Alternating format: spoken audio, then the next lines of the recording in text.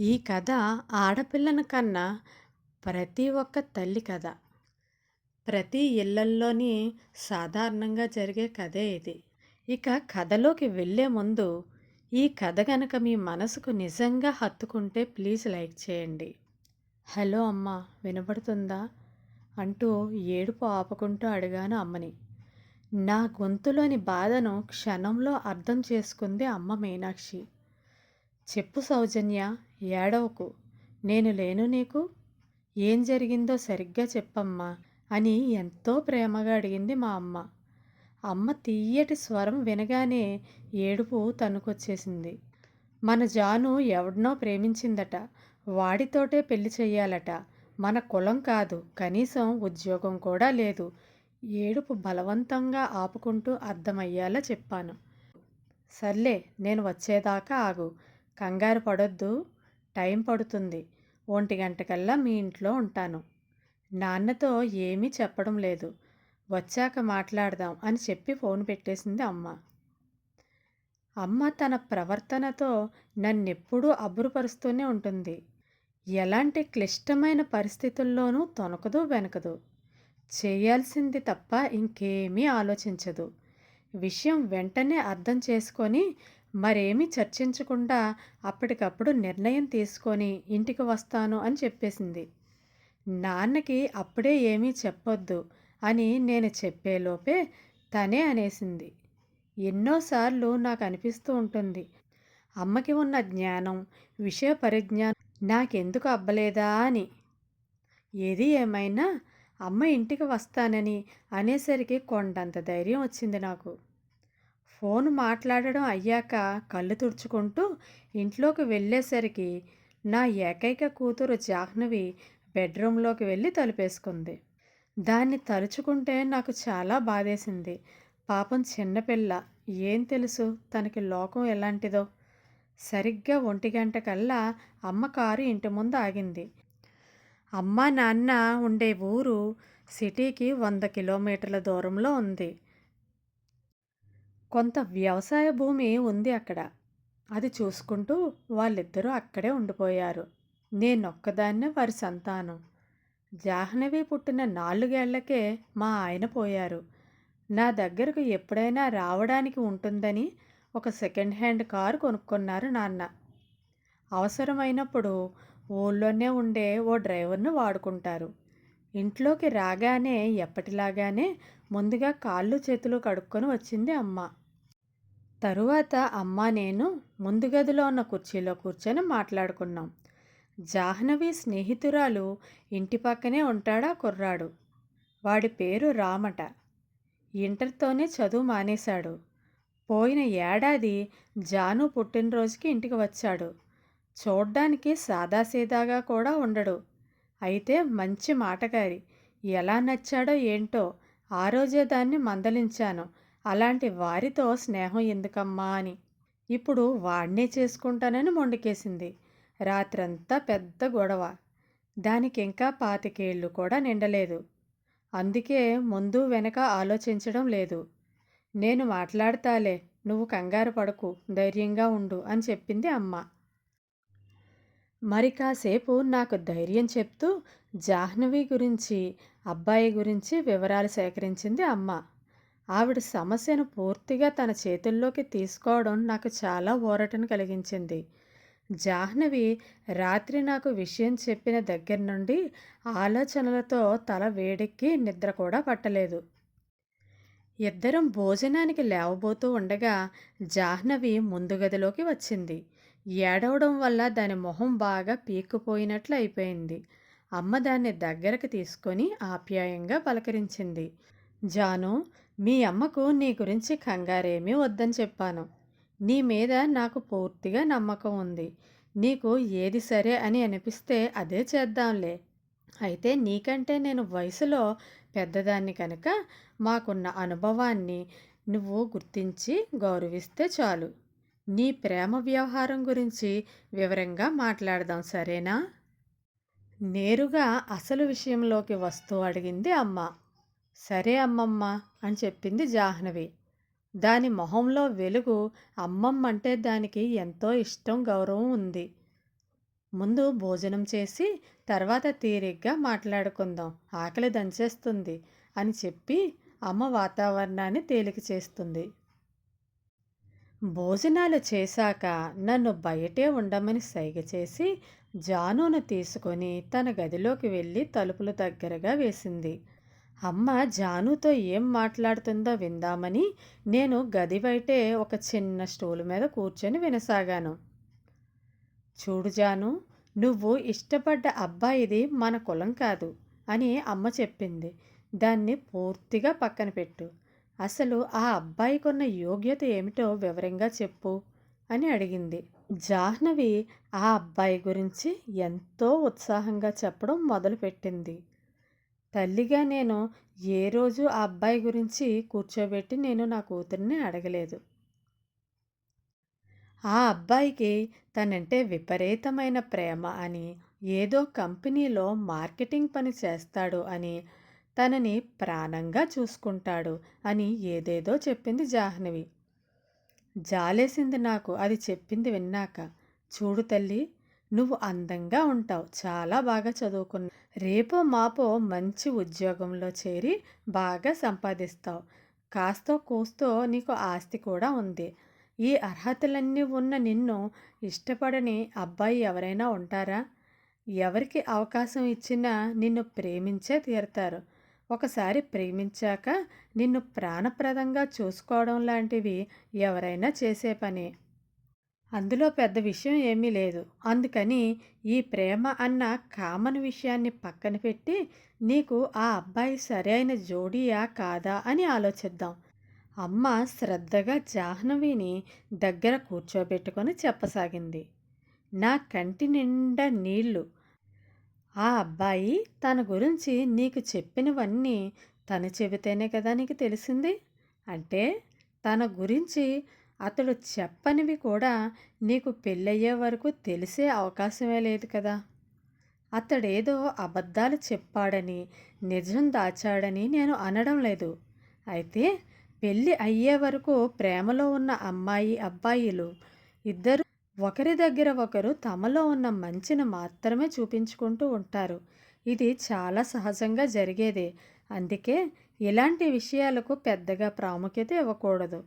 నువ్వు అర్థం చేసుకోవలసింది ఏమిటంటే, కలకాలం సంతోషంగా జీవించాలంటే భార్యాభర్తలకి కొన్ని ప్రాథమిక సామీప్యతలు చాలా అవసరం. ఇవి కుదరనప్పుడు ఇద్దరికీ ఆ జీవితం నరకప్రాయమే అవుతుంది కదా. ఇందులో నేను అందం, కులం, జాతకం లాంటివి ఏమీ చేర్చడం లేదు. అవన్నీ తర్వాత. జీవితానికి కావలసిందేంటో ముందు చూద్దాం. కొద్దిగా ముందుకు వంగి తలుపు సందులోంచి గది లోపలికి చూశాను నేను. అమ్మ చెప్పేది ఆసక్తికరంగా వింటుంది జాహ్నవి. అబ్బాయికి ఉండాల్సిన అతి ముఖ్యమైన లక్షణం సంపాదన. కనీసం ఇంటర్ కూడా చదవని, ఏ ఆస్తిపాస్తులు లేని ఆ అబ్బాయి సంపాదన ఎక్కువగా ఉండదు. నీ సంపాదన కూడా తోడైతే ఎటువంటి ఇబ్బంది ఉండదు కదా. అయితే ఇందులో చిక్కేమిటంటే, శారీరకంగా ఎంతో కష్టపడి ఆ అబ్బాయి సంపాదించే డబ్బుకు 10 రెట్లు నీవు నీ చదువు వల్ల ఏసీ రూమ్లో కూర్చొని సంపాదిస్తావు. దాంతో ఇద్దరికీ సఖ్యత అయితే కుదరదు. మొదట్లో బాగానే ఉన్నా నీ సంపాదన చూశాక అతడికి తన పని మీద ఎటువంటి ఉత్సాహం ఉండదు. ఏదో ఒక వంక వెతుక్కొని పని మానేసి ఇంట్లోనే కూర్చోవచ్చు కదా. ఎప్పుడైతే నీ సంపాదన మీదే ఇల్లు గడుస్తుందో నీకు కూడా క్రమంగా అతడంటే చులకన భావం ఏర్పడుతుంది. ప్రేమ స్థానంలో నీకు విసుగు, చిరాకు ఏర్పడి అతడికి ఆత్మన్యూన్యత ఏర్పడుతుంది. ఆఫీసు పని ఒత్తిడితోనో లేక మరేదో కారణం వల్లో నువ్వు విసుగును ప్రదర్శించావంటే అతడు ఊరుకోడు. మాటా మాటా పెరిగి క్రమంగా నీ జీవితం భారంగా తయారవుతుంది. వీటి ప్రభావం నీకు పుట్టబోయే పిల్లల మీద కూడా పడి నువ్వు మరింత ఒత్తిడికి లోనవ్వాల్సి వస్తుంది. ఇప్పుడు నీకున్న శక్తి, ఆరోగ్యం, ఉత్సాహం జీవితాంతం ఇలాగే ఉంటాయని అనుకోకు. వయసు పెరిగే కొద్దీ అవి తరుగుతూ పోతాయి. పిల్లలు పుట్టాక వారి మీద శ్రద్ధ పెడదామనో, లేక మరే ఇతర కారణం వలనో నువ్వు ఉద్యోగం మానేసి కొన్నాళ్ళు విశ్రాంతి తీసుకుందాం అని అనుకునే అవకాశం కూడా నీకు లేదు. నీ సంపాదన మీదే కుటుంబం గడుస్తూ ఉంటుంది. పెళ్లి ద్వారా నీ జీవితానికి సరి అయిన పునాది వేసుకోకపోతే ముందు ముందు ఇలాంటి ఇబ్బందులు ఎన్నో ఎదుర్కొంటావు. మాకు కావలసింది నువ్వు సుఖంగా ఉండడం తప్ప ఇంకేమీ లేదు. కలకాలం మేము నీకు తోడుగా ఉండలేం కదా. నీ జీవితాన్ని నువ్వే చక్కదిద్దుకోవాలి. ఇలాంటి విషయాల్లో నువ్వు వేసే ఒక్క తప్పటడుగుకు మొత్తం నీ జీవితాన్నే మార్చేయగలదు. ఇప్పుడు అన్నిటికంటే ముఖ్యమైన విషయం చెబుతాను విను. ప్రేమ అనేది నిస్సందేహంగా చాలా గొప్ప విషయం. ఇందులో రకాలు భేదాలు ఏమీ ఉండవు. ప్రేమను ప్రదర్శించే విషయంలో తేడాలు ఉండొచ్చు, కానీ ప్రేమ మట్టుకు ఒకటే కదా.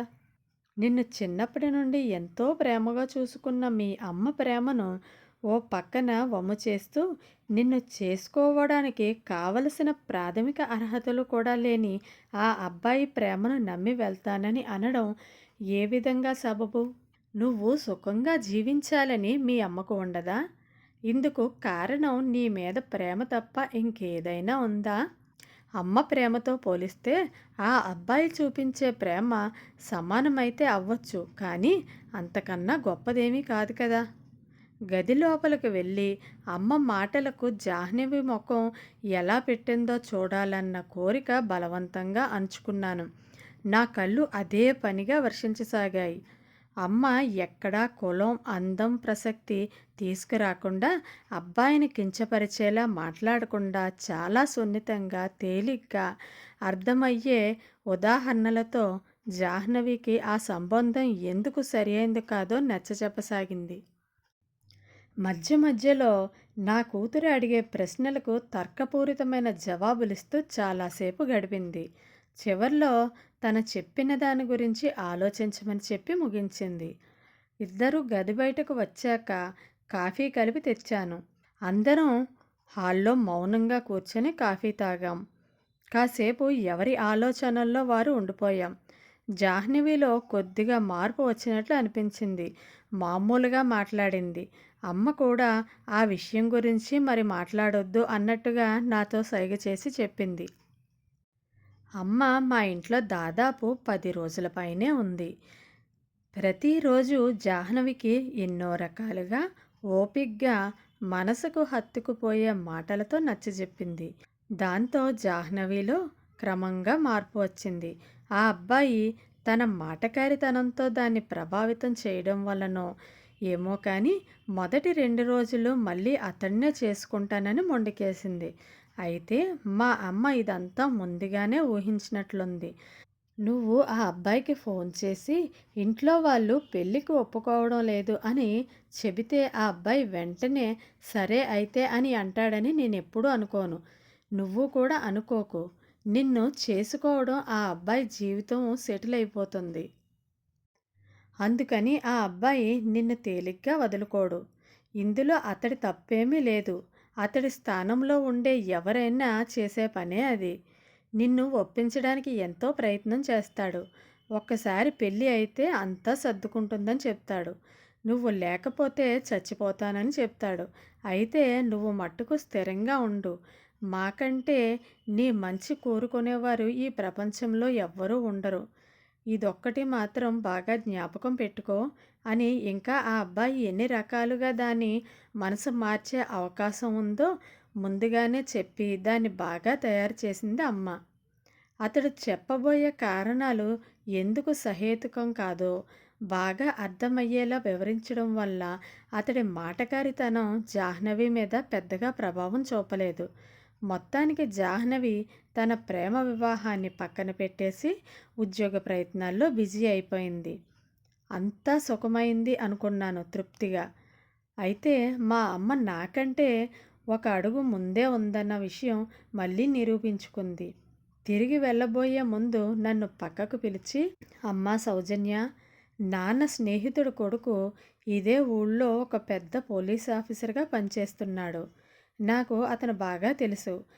అతనికి ఫోన్ చేసి జాహ్నవి ప్రేమ విషయం చెప్పి ఆ కుర్రాడిని పిలిపించి మన పిల్లతో జాగ్రత్తగా ఉండమని గట్టిగా చెప్పించాను. ఆ కుర్రాడు ఇంకోసారి జాను జోలికి రాడులే అని చెప్పింది. అప్పుడు పడ్డాను అమ్మ కాళ్ళ మీద భోరున ఏడుస్తూ, కాళ్ళను చుట్టేసుకొని. అమ్మ వెళ్ళిపోయాక ఒంటరిగా కూర్చొని జాహ్నవికి అమ్మ చెప్పిన మాటలు గుర్తుకు తెచ్చుకుంటూ ఉండిపోయాను. మనసును ఎవరో పట్టుకొని మెలిపెట్టినట్టుగా బాధేసింది.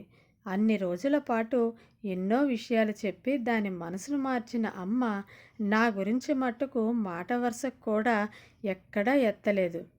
25 క్రితం నేను కూడా సరిగ్గా నా కూతురిలాగే ఒక అయోగ్యుడితో ప్రేమ అనబడే ఉచ్చులో పడి, మా అమ్మ చెప్పిన మాటలు ఏమాత్రం పట్టించుకోకుండా, ఎవరికీ తెలియకుండా గుళ్ళోనే పెళ్లి చేసుకొని, కన్నవాళ్ళ మనసును విరిచేసి, ఎంతో క్షోభకు గురిచేశాను. ఆ తరువాత ప్రేమించి పెళ్ళాడిన వాడితో సుఖం లేక నానా తంటాలు పడుతుంటే నన్ను అక్కున చేర్చుకొని కొండంత అండలా నిలిచింది అమ్మ. ఇన్ని సంవత్సరాలలో కనీసం ఒక్కసారి కూడా నా మాట వినుంటే నీకీ గతి పట్టేది కాదు కదా అని ఆవిడ ఎప్పుడూ నిందించలేదు. నాన్నని కూడా నన్ను ఏమీ అనకుండా చూసింది. అంతేకాదు, జరిగిందేది జాహ్నవికి చెప్పి దాని మనసును కలుషితం చెయ్యొద్దని దాని చిన్నప్పుడే నా చేత ప్రమాణం చేయించుకుంది అమ్మ. ముందు చూపుతో సమస్యను సాల్వ్ చేసే ప్రతి ఒక్క తల్లికి నా పాదాభివందనాలు.